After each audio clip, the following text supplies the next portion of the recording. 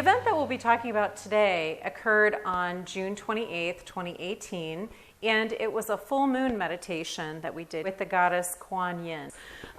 This particular event was very, very special because I was fortunate enough to be able to collaborate with some really amazing people. One of the people that I had the great honor to work with on June 28th was Hank Sedula.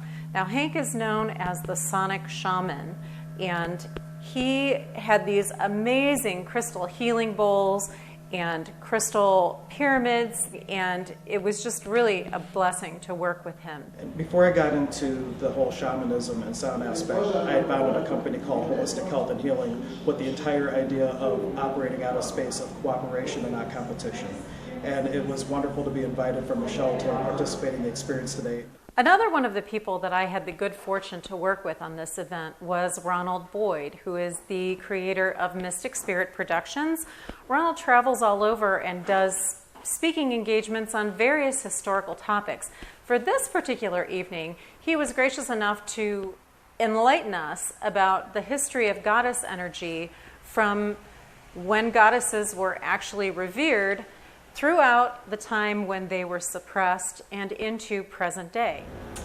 This is going to be derived from the book by late Dr. Leonard Shlain. It's called The Alphabet versus the Goddess.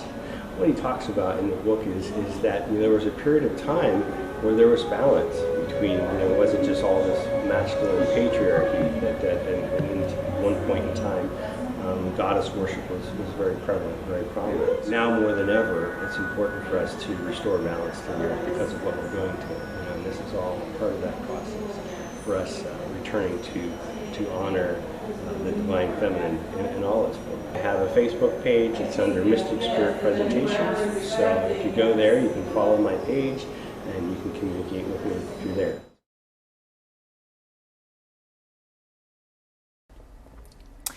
Well, I just want to welcome you guys here today. Hank and Ron, thanks for joining me. I wanted to talk a little bit about what the two of you actually do. So, Hank, this is your altar. Can you tell me a little bit about it? Yeah, this is a Peruvian style altar, and just one clarification too, the word shaman is an umbrella term in the United States and in English.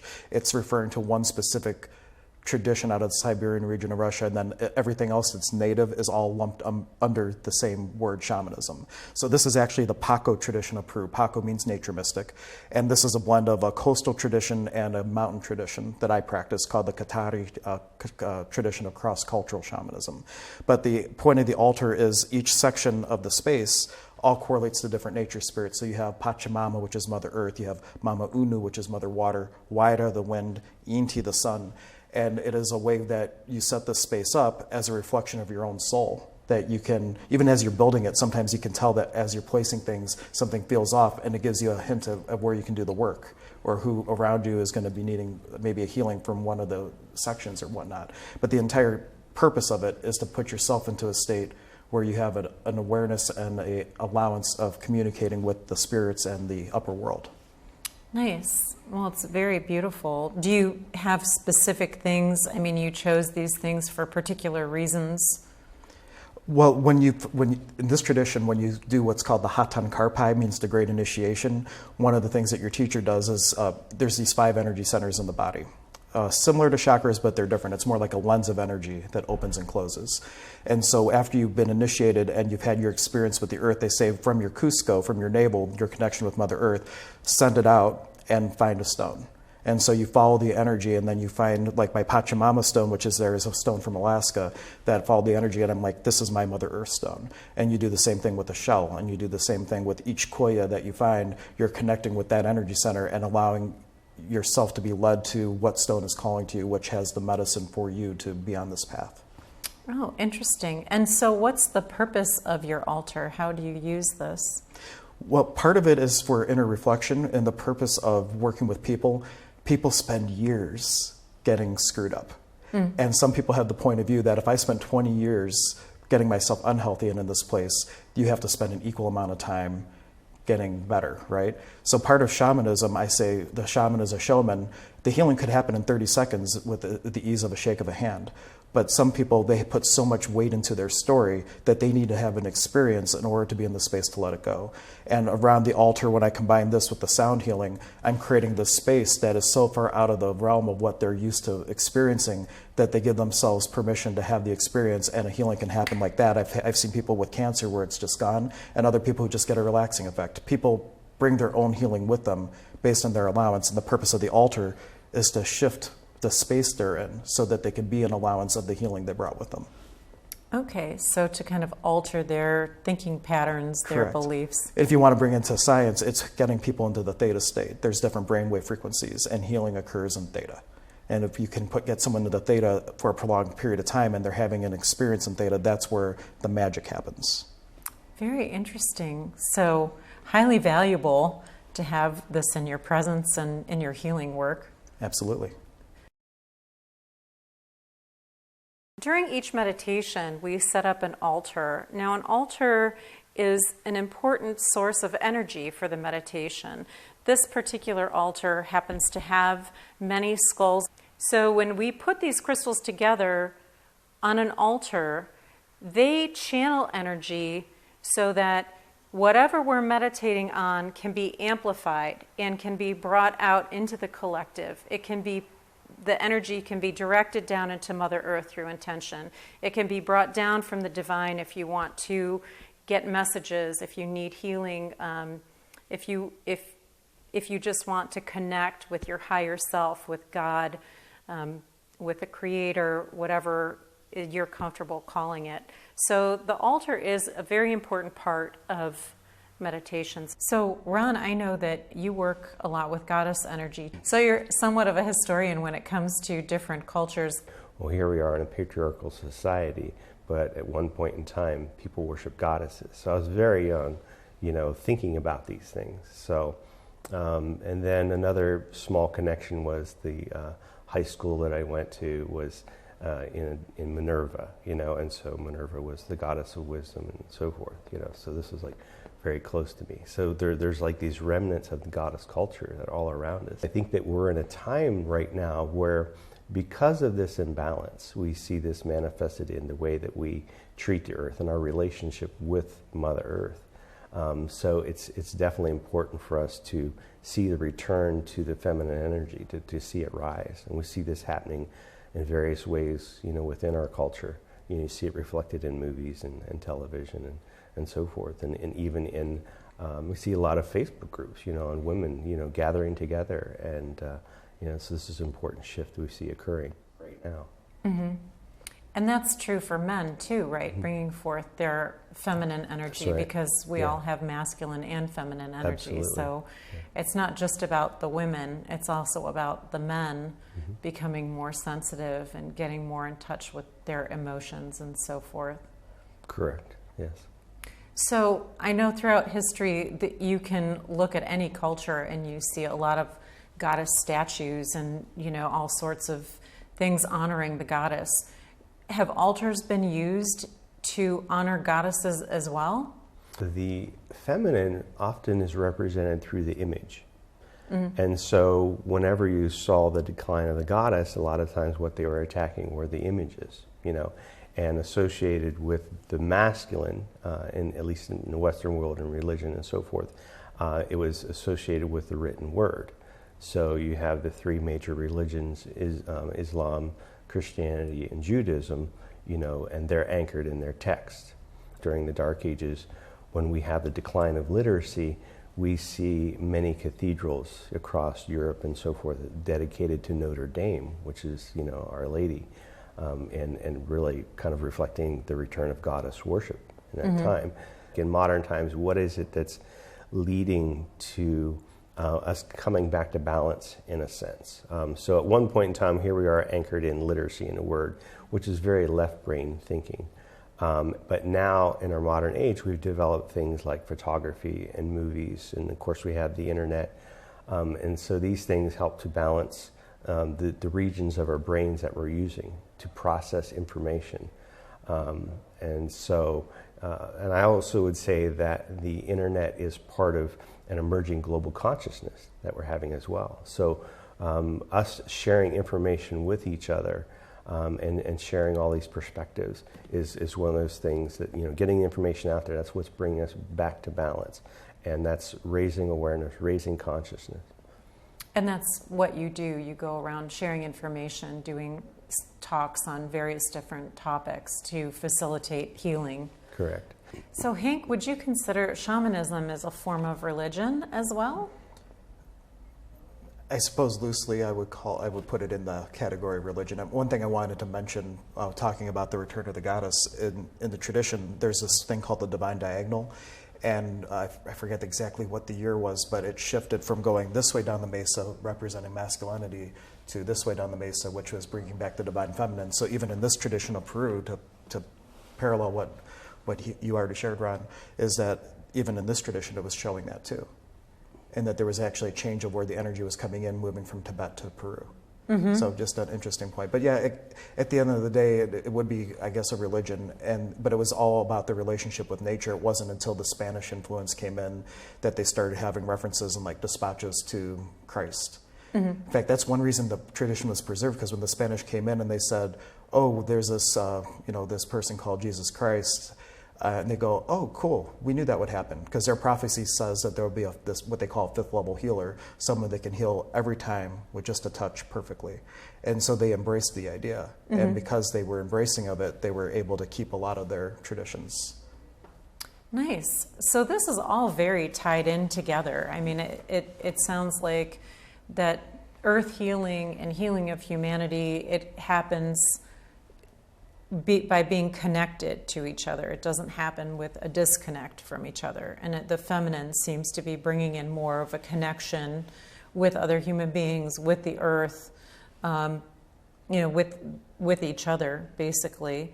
And that's what our meditation was about when we did our meditation that we were talking about earlier, that we've been showing on our program here, was really about bringing people together and putting some education in there and some healing in there as well. So meditation is very simply taking some time out for yourself. If you've ever been in a crowded room or been having an argument with somebody and you just felt like, okay, I need to get away from this, I need a break, and you've gone off to a room by yourself, that in itself is a form of meditation. So everybody has done it at one time or another. But these particular meditations are a little bit more focused, and they give you a richer experience because you spend a decent amount of time in a meditation, which is self-care. And through these meditations, which have been incredibly powerful here, I've also incorporated the use of goddess energy. Now, goddess energy is types of energy that we all possess within ourselves. It's not unique to a particular goddess. If your belief system doesn't allow you to believe in goddesses, just know that that's simply a representation of a particular type of energy. For example, on our meditation on the 28th of June, Kuan Yin was called in. Now that is a heartfelt energy. It's the energy of love, compassion, mercy. We all have that capability. And through the meditation, we're able to bring that forward in ourselves. We're able to get in touch with that energy, and hopefully we can bring that to our daily life after the meditation because it's more in our awareness. Hank, you brought your crystal skull, and I brought some of mine too, which also facilitate healing. Can you tell me a little bit about yours? And I know you said you had a crystal skull altar too. And I just got this knowing I have to build a whole new mesa that's just honoring the skulls. Mm-hmm. And so I got a whole bunch of little skulls. I did a whole big despacho ceremony. There were people there that had pieces that had sat with all the great skulls of the world. And the idea was to do a karpai, which just means an exchange of information. And so using their imprint from when they were with the great skulls, I imprinted the mesa that I was building, and then I have that. And then this was a gift from my business partner, Melissa. She was at a gem show, and I said, I want something with a snake. And she found this piece of lepidolite that has an amaru. In this tradition, amaru means serpent. Mm-hmm. And it's believed that that's like our connection to the earth because you feel the vibrations of Pachamama, Mother Earth. So it was like the combination of both the skull and the serpent, and they just went perfectly together. And he wouldn't give me the name, so I ended up naming him Texe, which means cosmic, mm-hmm. or universal. And I wasn't even going to bring him today, and I just had the sense he's got to come. And then I realized, because he brought all your skulls, like, that's why he knew there was a party. and he wanted to make sure he didn't miss out. Absolutely. Well, they all look pretty happy sitting up there, for sure. Yeah. This is my skull, Mana. She came from Africa, actually, and she's been traveling around sitting with a shaman in Florida. And he has 2 ancient crystal skulls, and we talk a little bit about that in the presentation here. But with the skulls, they certainly raise the vibration, in my opinion. Do you feel like they've raised the vibration for your Absolutely. feeling? They almost have their own, they do. They have their own consciousness. Mm-hmm. And in shamanism, we believe that everything is conscious, and not necessarily conscious in the terms of awareness. I think skulls have awareness, but they believe that there's the animating essence that is in everything, and that's what they're referring to, that everything is alive, everything is part of this energy movement that we're experiencing. But think about how long the stones have been around. Yes. Way longer than humanity, and what energies and encodement do they have within them, that when you now shape them in the way of a skull and basically giving it its job, you're going to be a consciousness that can help guide us and give us inspiration and knowledge, that they take on a life of their own at that point. Mm-hmm. What was a rock now has become a personality. It's more than just the animating essence. There's a consciousness and awareness that they seem to have, that they can, because you can sit down and have a conversation with one, as I'm sure you know. Yes, absolutely. Well, that's why when I do my full moon meditations, I always bring my skulls with me, and they sit on the altar, and people are welcome to connect with them. And I've had some meditations where I've brought just one, and the people have all connected with that one particular skull. And then afterward, when we went around to share what the messages were, it was very interesting that everybody kind of got the continuation of the same message. For 12 people to not be speaking to each other and be in that space and get kind of the same, story, the same message, that to me was very compelling. And they definitely advocate for themselves. And if you give yourself permission to have the allowance of having a conversation with, a stone, whether it's a crystal or just another type of physical representation of consciousness, it can open up a whole new world of knowledge and communion. Yes, I agree with you. These are from the earth just like we are, so it's from the stars too. So they have a lot of information, and there's so many interesting stories about them. I just find them completely fascinating. I was never interested in them at all, and then got interested in them a few years ago, and it's been really a compelling journey. So I'm happy to have all of them here with me today, all the ones that are present. There are many, many more, but they are very significant in the meditations, in the moon meditations that we do, and I feel like they offer a lot of healing. The idea of skulls being used in meditations is from ancient Atlantis, where it's believed that the Atlanteans programmed all of their knowledge into crystal skulls. Now, we do have crystals in our technology today, on our TVs and our phones, so it is common knowledge, although may not be commonly thought about, that crystals do hold information. These particular skulls that are present on the altar have been charged with the ancient crystal skull energy from skulls, which are 2,000 years old, that were found in a cave in Mongolia. That's pretty impressive. They've been passed down from shaman to shaman through the course of all those years. Each skull is connected to the other through its shape. Modern crystal skulls hold avenues of energy, almost like when you're thinking about your phone, 3G, 4G, there are different ways that information can get to you. Ancient crystal skulls hold 18 avenues of energy. Our technology hasn't even gotten that far yet.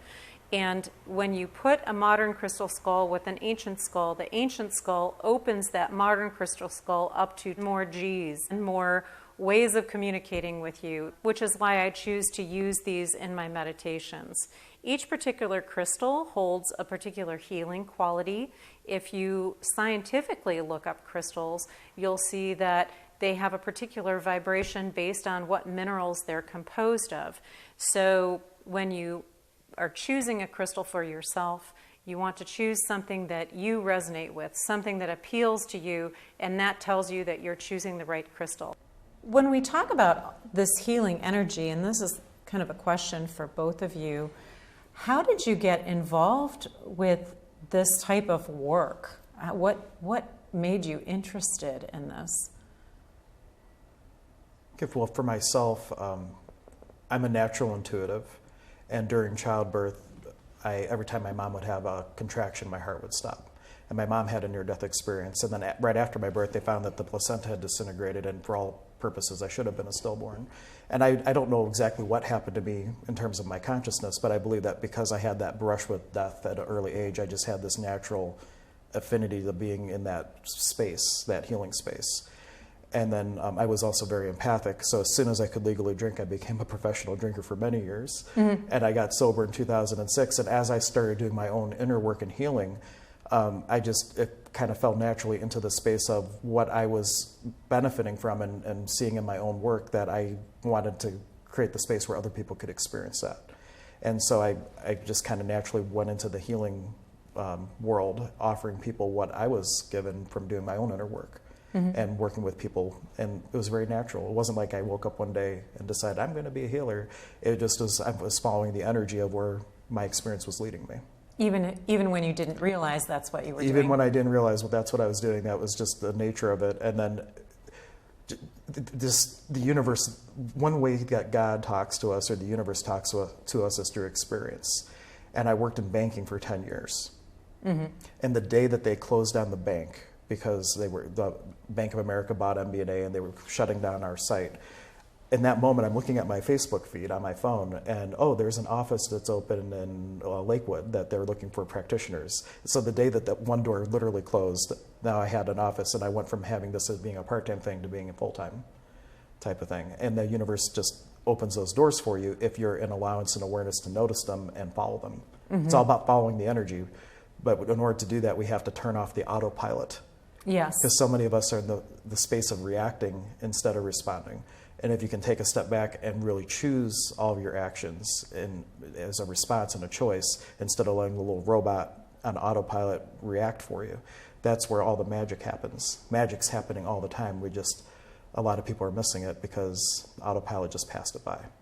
Yes, I teach a class on developing your sixth sense too, and it's funny because the people who say to me, I can't do that particular thing, I can't do automatic writing, I can't read cards, I can't intuit things, that's usually the thing that they're best at doing.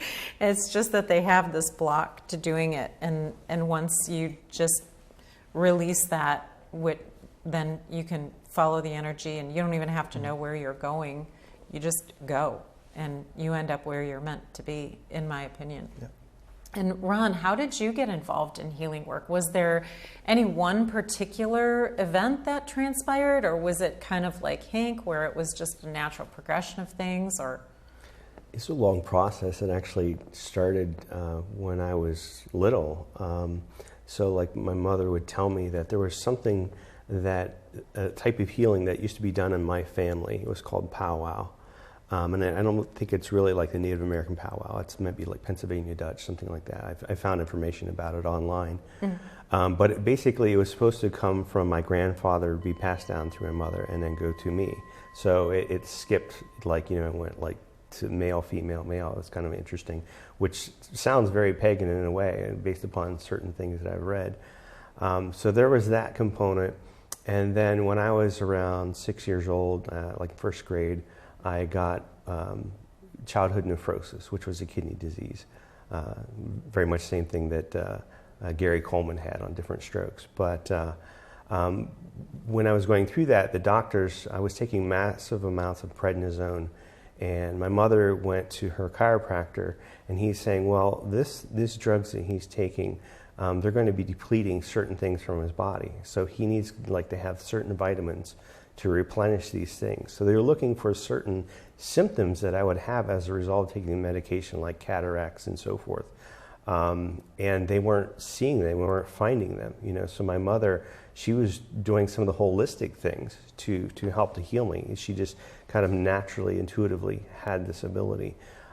She also had a woman come and do reflexology on me as well. Which is another healing modality, kind of rubbing the hands and feet and getting the circulation going. And there's certain pressure points, energy, that affects. So I learned that. And there were just certain times that my mother, she would just be kind of rubbing my head or something like that, and you could just feel like this energy, So around 2000, I was attending a seminar up in, I think Toronto, Canada, and there was someone there who was an intuitive healer reader, and they put their hands on me and they're like, "You're a healer," And I was like, "Oh, okay," and at the time I was really into psychology, and I was just thinking, "Oh, well, functioning on this level, with a person, on a psychological level." The word psychology derived from the word psyche, which means soul. So, I was just thinking, well, let's just use soul work. But more recently, I've, past few years, I've been working more with things like Reiki, and exploring, doing healing in that sense. And I've seen it actually work. And you'll be working with someone and messages will come through and you'll communicate those to them, and helping them on his healing process. I've even learned that people can carry things even from past lives that they need healing from. It's not just anything that's occurred in this life. So I've also taken shamanic class. We were in that together, and really just someone else had given me a book about shamanism by Michael Harner. And as I read this book, I was like, oh, I've been a shaman my entire life. I've had these things, but now it's like, now you're starting to listen, now you're starting to understand, and then you start incorporating these things, into what you're doing. And so it's really about treating the whole person on every level. There's physical, mental, spiritual, so forth. That these are all the levels that healing occurs. So, and I think that, even the mission that I feel that I'm partly on now is about healing the earth, but that's about us partly having to heal ourselves first, and then you're ready to be a part of that healing. So. Right, and I personally believe that everybody has their own healing abilities. It's just whether they're interested in exploring them or not.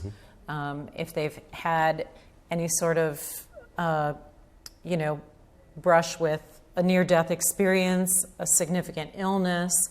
In my case, I had some life events happen that put me into a very deep depression for about a year and a half. That was very traumatizing and really difficult to come out of, and I'm still not exactly sure how it happened. But these things all kind of speak to going through some sort of trauma and then coming out the other side with the realization that there's something more to life than just what transpired for you, whether it's a health crisis or a depression or an addiction or whatever it happens to be. And isn't there something about when in shamanism where they talk about going through an initiation type process? Well, in every type of tradition may be different. From the Paco tradition, there's the Hatan Karpai, which are a series of different initiations. And in their world, they don't do journeying like you drumming in a circle and projecting yourself out. You go to where the energies are naturally occurring. So you go to the cave, you go to the cliff, you do all these things. But part of the work is to go into the shadow. And those are the things that are in you, that's part of you, that we try to resist looking at, or it's uncomfortable. And one of the exercises is you just go in and you're in a space with no lights. There you might use a cave, here you could use a closet. You just you yourself and your soul, and you sit with yourself. And you allow whatever comes up to come up. And you're in allowance of it. And that's the real key. Like when we start labeling what happened to us as a trauma, and it was so terrible what happened, and we're aligning and agreeing with the resisting and reacting to the experience, we lock it in place. When you're just an allowance of it, and you can go to, that's a very interesting thing that happened, versus having a judgment about it. Now you can move through it, and then it creates this space where, from a distance, there's that song, God is watching us. From a distance, there's only harmony, and there's only love. When you're in the one-ality, there's no labeling of anything. When you're in the duality, we have these judgments, so we have to rise up out of that. Like, yes, we're having a duality experience where we have these perceptions of different things, but in the actuality of it, it's us that are labeling all that as good or bad. So it's about being an allowance of it and transcending that energy for it to just be an experience which you can use any way you wish. You can use it to heal others. Yes, absolutely. Absolutely. And again, we're back to everybody being connected to each other.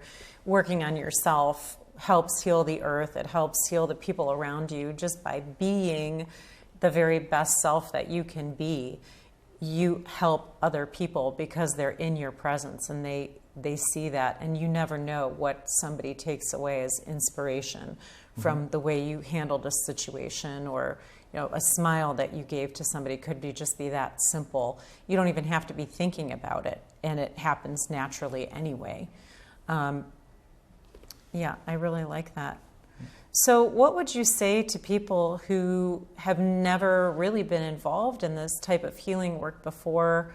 I know, Ron, you must come across a lot of people when you're giving your talks that come maybe for the historical aspect of it, and then maybe get something more out of it, because there's always something amazing about the interactions that you have with people. So what would you say to somebody who might be feeling a little bit of resistance to, hearing something or experiencing something that could bring them further on their path?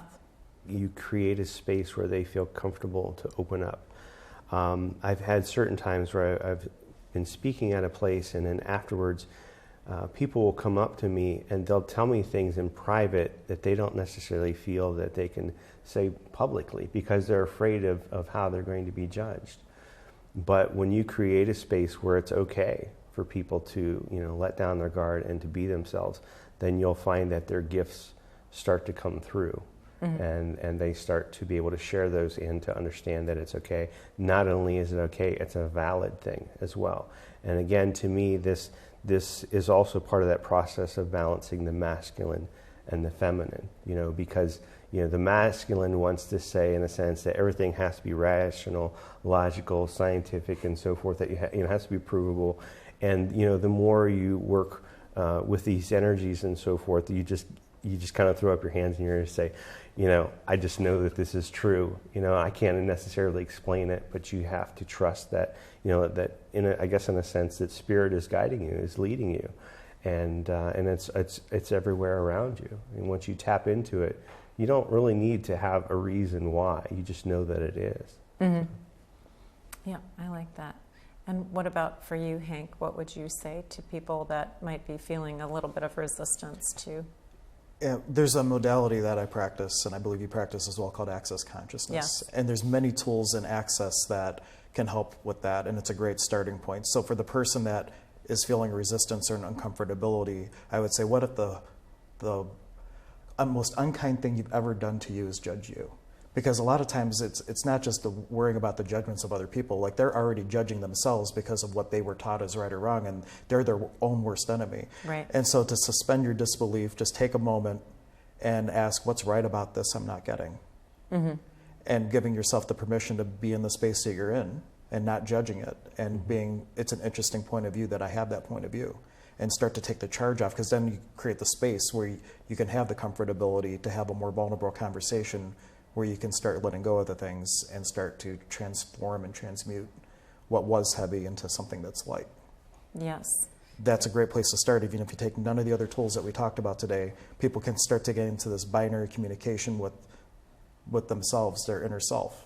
And that could change everything. And that's where it all begins, with the individual. Everything stems from the individual. Just start doing something for you, and start choosing. Yes, and so many people are just in a place of they can't even make a choice, and they're frozen. So just start choosing. You can always change your mind. Well, I love when my daughters do this. They can't make a decision, so or you have two things you can't decide about, and you put your hands behind your back and you have somebody else pick, and then that's what you choose.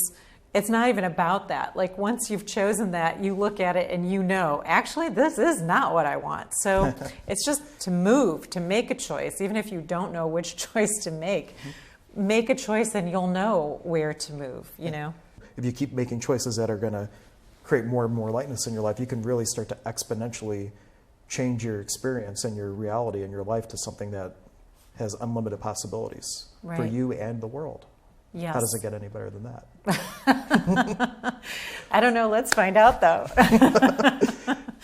So, well, I appreciate you both being here today, and I love that we talked about different healing modalities and your own experiences in that as well. I've loved working with you both. It's been a real privilege, and my hope for all of this is that whoever would see this would come into a greater knowledge of what's available for them, to know that they're not alone, that there's a million different things that they could come out and try, and that that this is actually something that's doable, that they actually can heal themselves and make connections with other people and come together and make a big difference in the world without even doing a whole lot. I want to also thank all of you for joining us for this presentation. And as a gift, if you're interested, after the credits roll, there will be a meditation, the meditation that actually the three of us did together, as a gift to you if you'd like to participate. It's about 20 minutes long. So go ahead and watch the credits and get yourself comfortable, and we'll go right to that. Namaste.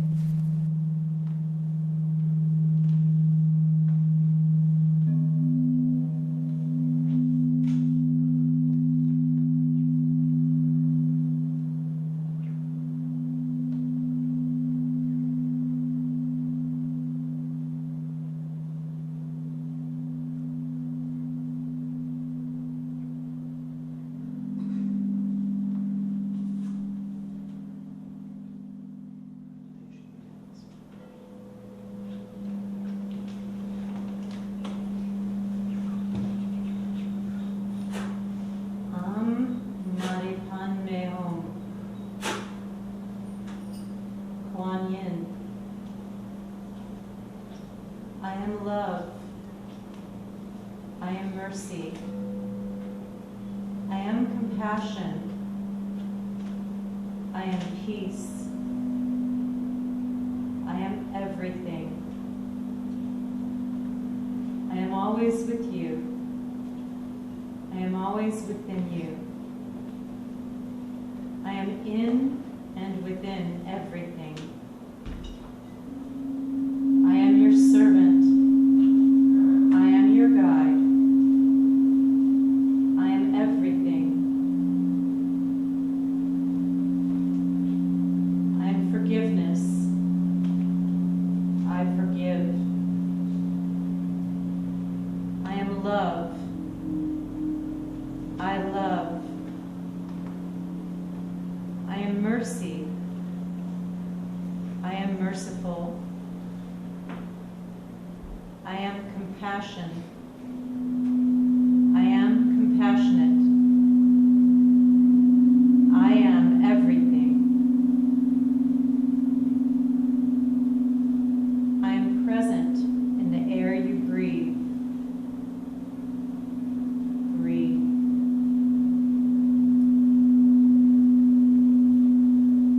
Breath is life, and what is life but love? To come home, one does love. To be home, one is love. Home is love. I am love. You are love. We are love. All is love. Breathe.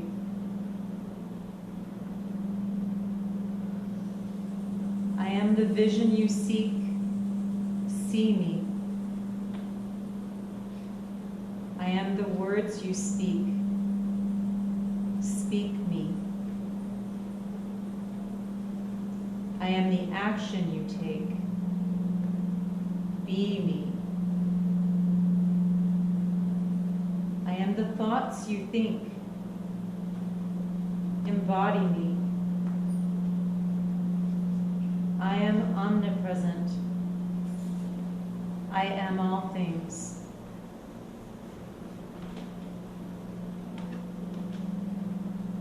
All you believe is not love is love. All you believe is love is love. I am love. I am everything.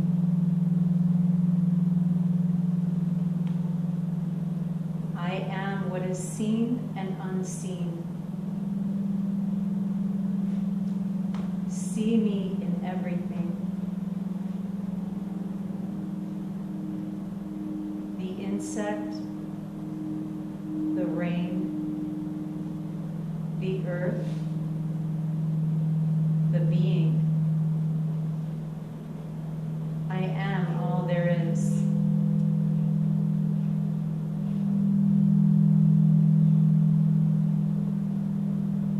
Forget what you think you know and know me.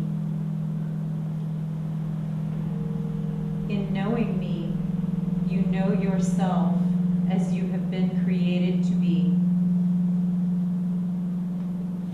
Breathe.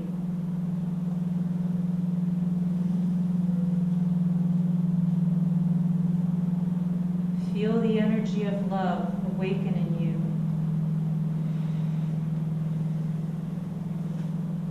Feel your cells expand.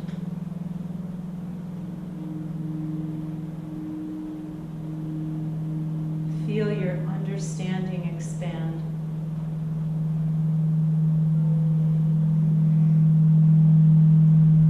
Feel your heart expand.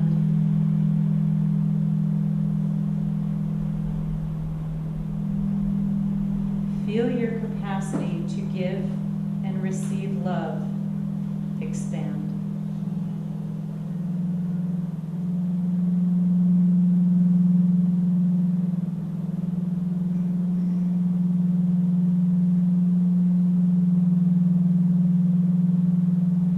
Know the gift that is you. In so doing, you now expand your consciousness of the gift that is other than you. Breathe.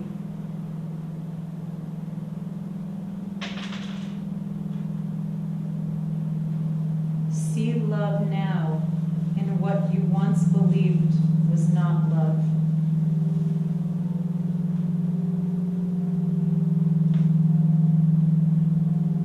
Shine light on the illusion,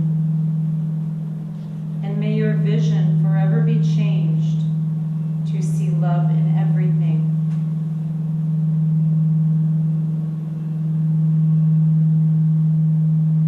I am everything. You are everything.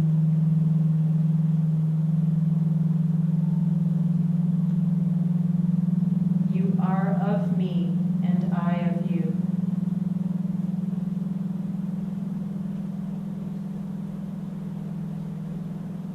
We are love.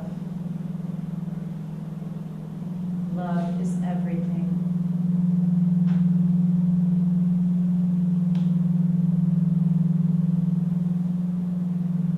Om Mani Padme Hum.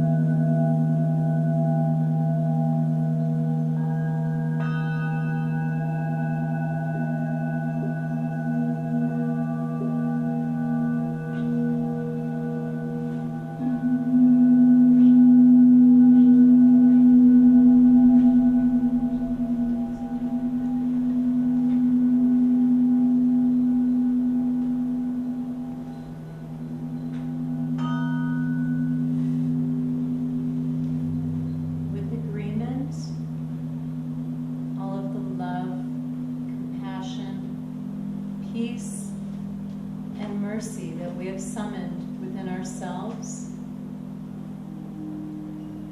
we now send down into Mother Earth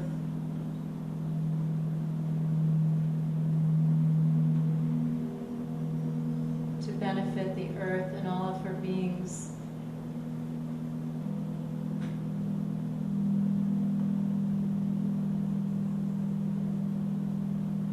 And at the same time, we reach out to our friends, our family, our communities, our countries, the people in our world, with the intention that they have access to peace, love, compassion, and mercy, and the awareness that that is present for them to call upon in every moment.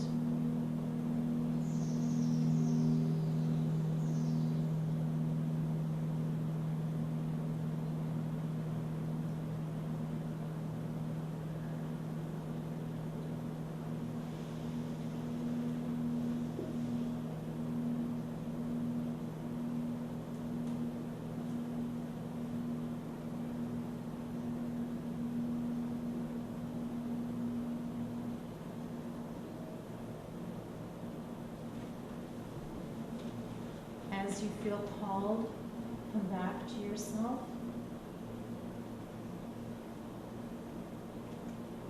And if you'd like, you can take some time to write down any insights that you received from your meditation.